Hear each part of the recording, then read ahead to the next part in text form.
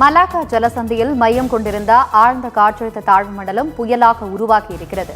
இதுகுறித்து கூடுதல் விவரங்களுடன் இணைகிறார் தலைமை செய்தி ஆசிரியர் கண்ணன். வணக்கம் கண்ணன், கூடுதல் விவரங்களை சொல்லுங்க.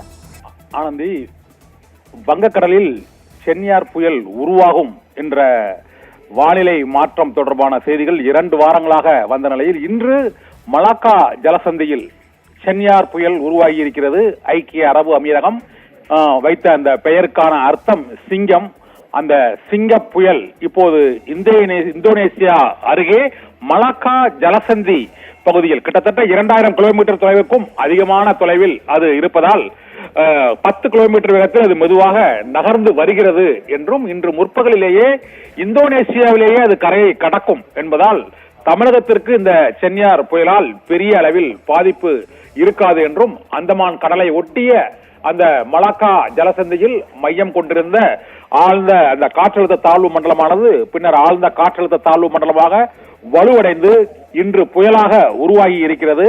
மோந்தா புயலுக்கு பிறகு இந்த சென்யார் புயல் உருவாகும் என்று பல்வேறு காற்றழுத்த தாழ்வு பகுதிகள், காற்றழுத்த சுழற்சிகளால் அந்த ஆழ்ந்த காற்றழுத்த தாழ்வு மண்டலம் புயல் சின்னம் உருவாகும் என எண்ணிக்கொண்டிருந்த வேளையில் இது புயலாக வலுவடையுமா வலுவடையாதா என்பது குறித்து சர்வதேச வானிலை மாதிரிகள் மற்றும் இந்திய வானிலை மாதிரிகள், ஐரோப்பிய வானிலை மாதிரிகளிடையே ஒரு குழப்பம் நிலவியது. இது வலுவிழந்த நிலையிலேயே கரையை கடக்கும் என்றும், அது வங்கக்கடலில் இங்கு தமிழகத்தை நெருங்கும் போது கனமழை பொழிவு இருக்கும் என்றும் கூறப்பட்டது. ஆனால் இந்த சென்யார் புயல் இப்போது மலாக்கா நீரிணை ஜலசந்தி பகுதி அருகிலேயே கிட்டத்தட்ட அங்கிருந்து ஒரு 200 கிலோமீட்டர் தொலைவில் அந்த மலாக்கா புயல் உருவாகி இப்போது இந்தோனேசியாவுக்கு கிழக்கே ஒரு 100 கிலோமீட்டர் தொலைவிலும், தென்மேற்கே ஒரு 260 கிலோமீட்டர் தொலைவிலும் இந்த சென்யார் புயல் மையம் கொண்டு மெதுவாக 10 கிலோமீட்டர் வேகத்தில் அது நகர்ந்து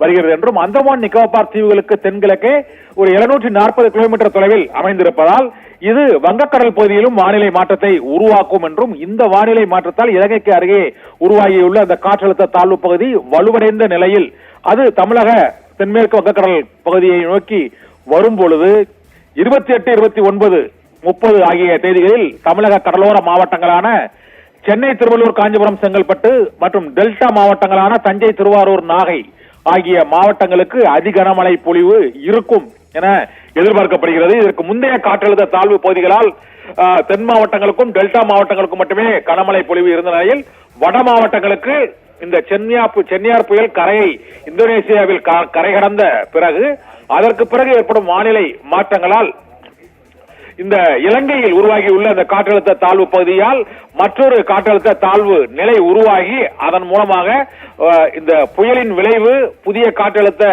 தாழ்வு பகுதி நகரும் திசை ஆகியவற்றை பொறுத்து 29ஆம் தேதி அளவில் தமிழகத்திற்கு கனமழை பொழிவு இருக்கும் என்ற எதிர்பார்ப்பும் எழுந்திருக்கிறது. சென்யார் புயல் உருவாகிவிட்டது. இந்தோனேசியாவின் மலாக்கா ஜலசந்தி அருகே உருவாக்கி இருக்கிறது. இது இந்தோனேசியாவின் அருகிலேயே ஒரு 200 கிலோமீட்டர் 300 கிலோமீட்டர் தொலைவில் மையம் கொண்டு நகர்ந்து வருகிறது. இந்தோனேசியாவிலேயே இன்று முற்பகலிலேயே, அதாவது ஒரு 12 மணி அளவிலேயே அது கரையை கடக்கும் என எதிர்பார்க்கப்படுகிறது. அது விரைவாக உடனடியாக கரையை கடக்க இருப்பதால் தமிழகத்திற்கு இந்த வானிலை மாற்றத்தால் பெரிய அளவில் மழை பாதிப்பு இருக்காது என்றும், சென்யார் புயல் இந்தோனேசியாவிலேயே இன்று பிற்பகலுக்குள் கரையை கடக்கப்படுவதால் மலேசியா, இந்தோனேசியா உள்ளிட்ட பல்வேறு நாடுகளில் 2 நாடுகளிலுமே கனமழை பொழிவு புயல் கரையை கடக்கும் பொழுது இருக்கிறது. இந்த புயல் அதிதீவிர புயலாக இல்லாமல் தீவிர புயலாகவே இது கரையை கடக்கும் என்றும் வானிலை மையம் இப்போது கணித்திருக்கிறது. இதனால் கரையை கடக்கும் பொழுது இந்தோனேசியா, மலேசியா உள்ளிட்ட நாடுகளிலும் அந்தமான் நிக்கோபார் பகுதிகளிலும் அந்த தரைக்காற்று சற்று 50 கிலோமீட்டரிலிருந்து 100 கிலோமீட்டரை தாண்டி வீசுவதற்கான வாய்ப்பு இருக்கிறது. இந்த தரைக்காற்று வீசும் போது ஏற்படும் வானிலை மாற்றங்களால் வடகடலோர மாவட்டங்களில் மேகமூட்டமாக காணப்படும் என்றும், டெல்டா தென் மாவட்டங்களில் இந்த ஏற்கனவே இருந்த காற்றழுத்த தாழ்வு பகுதிகளால் ஏற்பட்ட விளைவுகளால் இந்த காற்றின் போக்கினால் வானிலை மாற்றங்கள் இருக்கும். பெரிய அளவில் மழைப்பொழிவு இருக்காது என்றும், சென்யார் புயலால் ஐக்கிய அரபு அமீரகத்தால் சிங்கம் என பெயரிடப்பட்டுள்ள இந்த சிங்க புயலால் தமிழகத்திற்கு எந்த பாதிப்பும் மழை பாதிப்பு பெரிய அளவில் இருக்காது என்றும், அடுத்தடுத்து இந்த வடகிழக்கு பருவமழை தீவிரமடைந்துள்ள இந்த சூழ்நிலையில் அடுத்தடுத்து உருவாகும் புயல் சின்னங்கள், காற்றழுத்த தாழ்வு பகுதிகளால் தொடர்ந்து மிதமான மழைப்பொழிவு இருக்கும். 29:30 சென்னை, காஞ்சிபுரம், திருவள்ளூர், செங்கல்பட்டு, KTCC மாவட்டங்களில் அதிக கனமழை பொழிவு இருக்கும் என எதிர்பார்க்கப்படுகிறது. அது 20 சென்டிமீட்டரை தாண்டி அந்த ரெட் அலர்ட் விடுக்கும் அளவுக்கு அந்த கனமழை பொழிவு இருக்கும் என்று வானிலை ஆர்வலர்கள், வானிலை ஆய்வாளர்கள் கணித்திருக்கிறார்கள். இருந்த போதிலும் சென்யார் புயல் இன்று உருவாகிவிட்டது. அது இந்தோனேசியாவில் முற்பகலில் கரையை கடக்கிறது. கரையை கடப்பது தாமதமானால் வானிலையில் மாற்றங்கள் ஏற்படலாம். தமிழகத்திலும் அந்த காற்றழுத்த தாழ்வு நிலை பகுதிகளில் செல்லும் திசையில் மாற்றம் ஏற்படக்கூடும் எனவும் எதிர்பார்க்கப்படுகிறது. கணித்தபடி இன்று முற்பகலில் இந்தோனேசியாவிலேயே சென்யார் புயல் கரையை கடக்கும் என்று வானிலை மையம் அறிவித்திருக்கிறது. ஆனந்தி, தகவல்களுக்கு நன்றி கண்ணன். இதுகுறித்து சென்னை வானிலை ஆய்வு மையத்தின் இயக்குநர் செந்தாமரை கண்ணன் வழங்கும் தகவல்களை கேட்கலாம். நேற்று மலாக்கா ஜலசந்தி பகுதிகளில் நிலவிய காற்றழுத்த தாழ்வு மண்டலம் நேற்று நள்ளிரவில் ஆழ்ந்த காற்றழுத்த தாழ்வு மண்டலமாக வலுப்பெற்று அதன் பின்னர் இன்று காலை புயலாகவும் வலுப்பெற்றுள்ளது. இந்த புயலுக்கு செஞ்சார் என்று பெயரிடப்பட்டுள்ளது.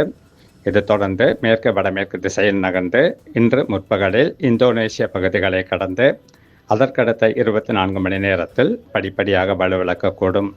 மேலும் நேற்று தென்மேற்கு வங்கக்கடல் பகுதிகளை ஒட்டிய தெற்கு இலங்கை கடலோர பகுதிகளில் நிலவிய காற்றழுத்த தாழ்வு பகுதி இன்று காலை ஆழ்ந்த காற்றழுத்த தாழ்வு பகுதியாக வலுப்பெற்று அதே பகுதிகளில் நிலவுகிறது. இது தொடர்ந்து வடக்கு வடமேற்கு திசையில் நகர்ந்து அடுத்த 24 மணி நேரத்தில் காற்றழுத்த தாழ்வு மண்டலமாக வலுப்பெறக்கூடும்.